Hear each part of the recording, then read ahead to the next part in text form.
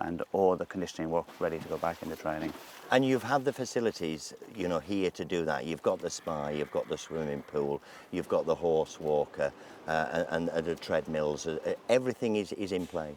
It's an integral part of it, the treadmill and the swimming pool especially.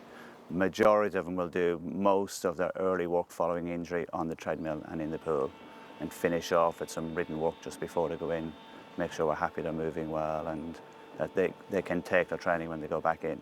And that I've done a lot of conditioning cantering here, so they're ready to step up when they go into the yards to faster work, hopefully into second lot, maybe even first lot. We do have horses that have run 6 to 8 weeks after leaving here, so we do a lot of conditioning work with them before they go in, because we want to make sure that they're going to be trainable when they get to the trainers. The treadmill has been the most beneficial thing we have here. You can do a lot of controlled exercise with the horses in the early part of the rehabilitation, which is very important. So without weight on the back without as weight well. on the back, an even, consistent surface, and you can do, and it's controlled. So you've got a very fresh horse, but he's safe on there. He's not going to get loose. He's doing exactly what you want him to do, which is very important when they're recovering from injury. And the pool is a huge help as well. It keeps them, you can do quite a bit of swimming with them when they can't do much more work. So it keeps them mentally right and physically right, keeps the weight off them and keeps good muscle tone on them. You've certainly got the right facility here to do everything possible. And we're very lucky. We're very well supported by the boss and the whole team here. Not far from here at Salisbury Racecourse is home to a historical site shrouded in mystery. I'm not talking about Stonehenge, but not far away on the Salisbury Plains is Druids Lodge Stable, home to one of the most successful betting syndicates ever seen. The Druids Lodge Confederacy, a book by Paul Matthew, explores how 5 men were so successful in targeting some of the biggest handicaps and Group 1s at the turn of the century. The book chronicles how the 2 ringleaders, Wilfrid Purefoy and Percy Cunliffe, chose these remote Salisbury Plains owned by Cunliffe as the place to train their horses out of the public eye. Even the stable lads weren't aware as to the exact goings-on. They were switched from horse to horse repeatedly during periods of serious work. They weren't allowed to open their mail. It was all intended to ensure exact secrecy and that only members of the main syndicate could get the money on. With Hackler's Pride and Christmas Daisy, they won 2 Cambridgeshires 2 years on the trot in succession, something that's not easy to do with a horse that inevitably goes up in the handicap. But on subsequent starts, they were pulled, ensured that mark came down. They had multiple entries in each race, backed different horses at different times, so nobody in the public eye knew exactly which horse was to be the gamble of the race. About 2 weeks before, the money started to come and the price started to tumble. In today's money, they took tens of millions of pounds and became every bit the scourge of the bookmaker. It wasn't just big handicap success for the syndicate. They also won an Eclipse and they took a Derby in suitably controversial circumstances. It's a fantastic story, and the Druids Lodge Confederacy is a brilliant read. Available from the Racing Post bookshop and all good retailers, and one lucky viewer can win their very own copy on this weekend's Mark Your Card. Go to www.racinguk.com for more information. Back at Nunnery Stud, and I've caught up with 2 well-established members of the team. Joined by Ron Lott, who was a runner-up in the Godolphin Stable Staff Awards last year. And we're standing here next to one of his old mates, Green Desert. What a cracking horse he was and still is, Ron. He still is. I mean, it's a great thing that they've actually retired him onto the stud, because he actually deserves it. I mean, I've been here with him ever since he retired, back end of his 3-year-old career. And he's just been a money-making machine. I mean, a fantastic sire, broodmare sire, sire of sires, sire, best sire in the sales. He's done everything. And he was a great horse to be attached with, for the quality of what he was. And if you want to be a stallion, man, I mean, you couldn't wish to have done a better horse. No. But like I said before, I've got to give a lot of credit to the original stallion man that done him, Phil Vernon. I mean, when he first come, he was a bit of a lad. He still can be a bit of a lad, like all stallions, but he sorted him out and he done a really good job on him. And he's been a good horse ever since. 32 years old now, it's 32, amazing, yeah. isn't it? I've been here 35 years, and hopefully when I retire in 5 years, he'll still be around. It's just a pity when we had Umfain and Nashwan that they died on the place, but I'd like to have seen them retired down here as well. Yes. Because they done a really good job for the stud as well. And people forget how small he is, Ron. Yeah, I know. He's only a 15-2 or something. And when you see him on the TV, he looks like a bull of an horse. Yes. But I mean, don't get me wrong. In his younger days, he's a very, very strong horse. Oh yeah. You know, he's muscular, very strong, powerful. He was just a lovely horse to be around, like all of them was. We've been lucky on the stud because all the stallions have had good temperaments. Yes. Whether that was to do with the lads and that is.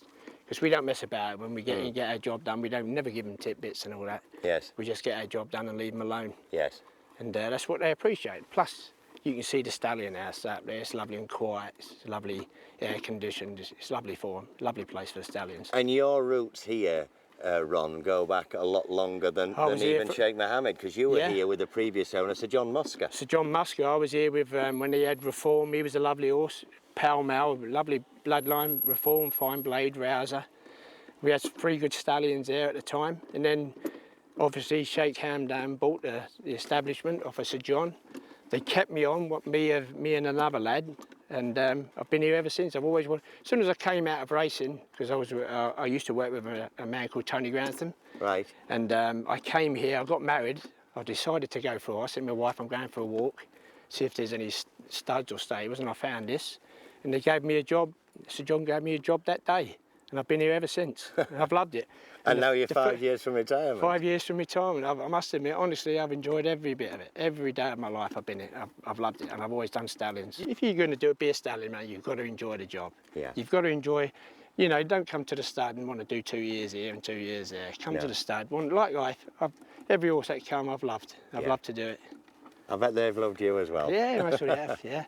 But I must thank Sheikh Hamdan for putting me forward for that stud grooms. Yes. You know, that stud nomination thing. That was really good. Yeah. I didn't expect that in my wildest dreams to be nominated for that. But like I said, there's loads of people in the industry who've never even been nominated, and they deserve it. Yeah, well, it was thoroughly deserved in your case as well. Yeah, thanks very much. Thank you very much. Cheers, mate. We've moved to Elmswell Park, birthplace of Tagruda and one of 6 studs within the Shadwell Empire. Rachel Gowland will tell us about some of the mares and foals currently here.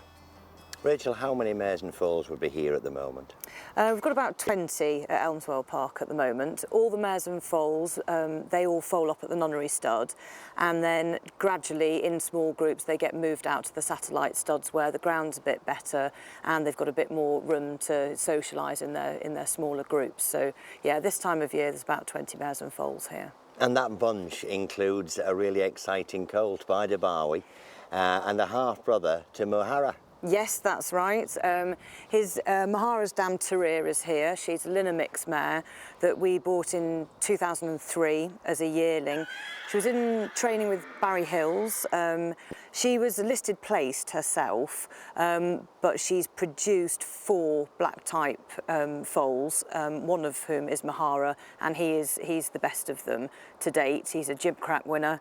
He's the first winner of the Commonwealth Cup at Royal Ascot this year.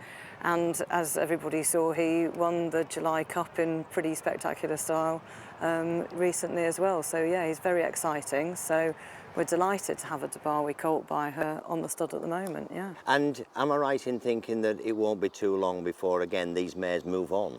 Yeah, that's right. They tend to go over to Ireland, to Derrinstown stud, our sister stud over there. They get weaned there, and then the weanlings will progress to yearlings, and then eventually one day we'll see them back at Snare Hill for pre-training before they go into trainers' yards. So yeah, so it's all this circle, really. Yeah, the whole absolutely. Circle. So it's really nice for everybody who works here, because you know, especially with you know, with a horse like Tagruda, she was actually foaled at Elmswell, and so nearly everybody on Shadwell and at Derrinstown have had a part in her, you know, in her life to date. And then it was great that she came back. You know, she came back and she went to Kingman this year, so she's back in the UK. So we've really shared in her journey all together. And I suppose that's the whole dream, is to foal one that becomes a Group 1 winning mare, if you like, or one of the colts to go on and win a Group 1 prize. Yeah, I mean, obviously people know that we buy a lot at the yearling sales and we invest in foals, but the dream right from the start has always been of being those homebred classic winners. So they don't come along very often. We've been lucky to have more than most, but when they do come along, like to Gruder, then it's just really special for everybody to be able to share in it. It's fantastic. It's been a pleasure to get a view behind the scenes at Shadwell Stud. Thanks very much to the team there for accommodating us. Thanks to everyone at Salisbury Races for hosting us here. And don't forget, the only place to see the Sovereign Stakes and every race at the two-day meeting at Salisbury live is here on Racing UK. We'll see you next week.